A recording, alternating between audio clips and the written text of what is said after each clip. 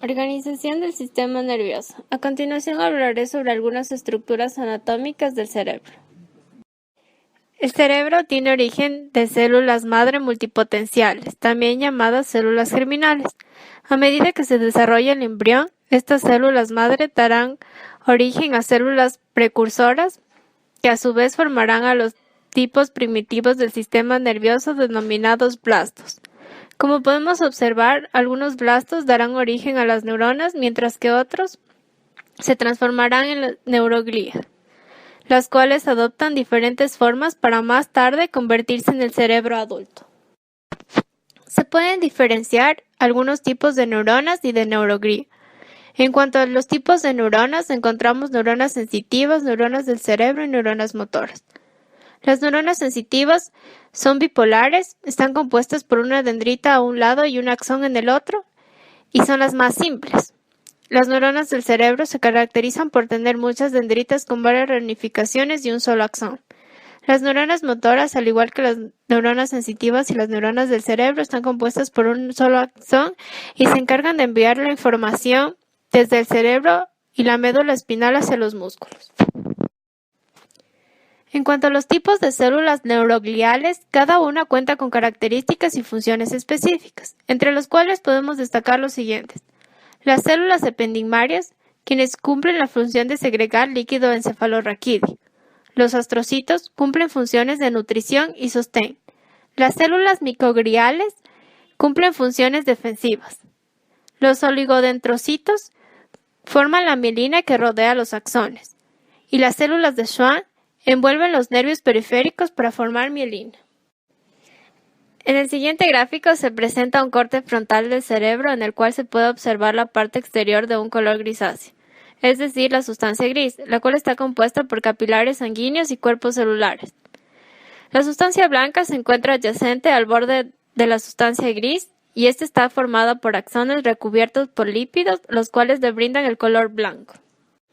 Podemos ver que el cerebro de algunos peces, anfibios y reptiles presenta solo 3 cámaras: el prosencéfalo o cerebro anterior, el mesencéfalo o cerebro medio y el rombencéfalo o cerebro posterior.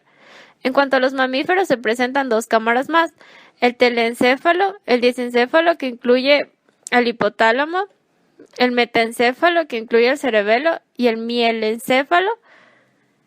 En fin, el cerebro humano es el cerebro mamífero más complejo y contiene la mayoría de las características. Podemos observar un corte de la médula espinal que muestra una neurona sensitiva de la raíz dorsal y una neurona motora de la raíz ventral. Las ramificaciones colaterales de las fibras sensitivas cruzan hacia el lado contrario de la médula espinal para influir en las neuronas motoras de ese lado y extenderse hacia segmentos adyacentes del cuerpo. La región interna de la médula espinal está formada por sustancia gris y la región externa consiste en vías que llevan información que entra y sale del cerebro, es decir, por sustancia blanca.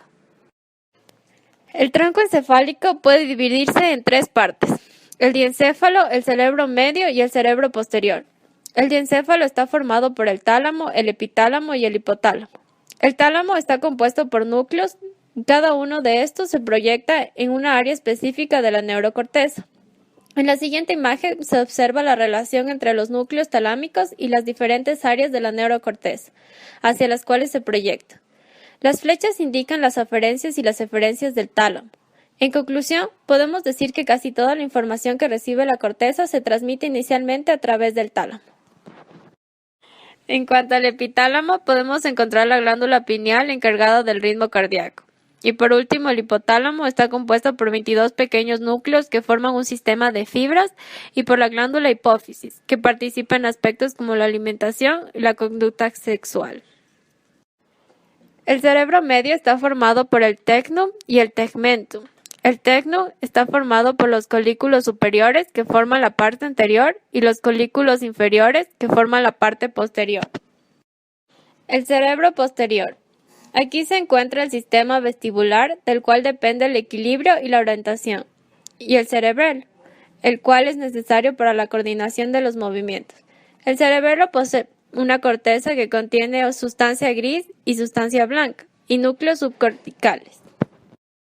A continuación, se presenta un mapa de proyecciones en el cual las zonas más oscuras indican áreas de proyección primaria, las cuales reciben información desde los sistemas sensitivos o proyectan a los sistemas motores de la médula espinal. Las zonas intermedias representan áreas secundarias. Las zonas sin sombra son las zonas asociativas de las órdenes superiores o áreas terciarias. Las flechas indican que la información fluye desde las áreas sensitivas primarias a las secundarias y desde las áreas motoras secundarias a las primarias. La información también fluye desde áreas secundarias a las asociativas y entre las áreas asociativas a los lóbulos. Existen tres tipos de proyecciones de axones: las conexiones relativamente cortas, las conexiones más largas y las conexiones interhemisféricas. El lóbulo límbico está formado por el hipocampo, el septum y la circunvolución singular. El lóbulo límbico es un sistema encargado principalmente para la memoria, la capacidad espacial y, según algunos científicos, dicen que también tiene conexiones con el sistema olfativo y con la emoción. Los ganglios basales están ubicados debajo de las regiones anteriores de la neurocorteza. Están compuestos por el pulamen, el glóbulo pálido, el núcleo caudado y la amígdala. Irrigación sanguínea. El cerebro recibe irrigación por medio de dos arterias carótidas internas y dos arterias vertebrales. Las arterias carótidas internas se ramifican para formar arteria cerebral anterior y la arteria cerebral media. Las dos arterias vertebrales forman la arteria basilar, que se formará la arteria cerebral posterior. Si alguna de estas arterias se tapona, se sufrirá lesiones. Si la arteria cerebral anterior sufre alguna lesión, afectará la corteza media, es decir, las funciones límbicas. Si la arteria cerebral media se tapona, se sufrirá una lesión en la función motora. Y si la arteria cerebral posterior se tapona, se sufrirá una función visual. Protección. La principal barrera de protección del cerebro es el cráneo. Después sigue las capas protectoras, que son la dura madre, la membrana aracnoides y la pía madre. La membrana aracnoides está conformada por líquido encefalorraquídeo. Y por último tenemos la barrera hematoencefálica.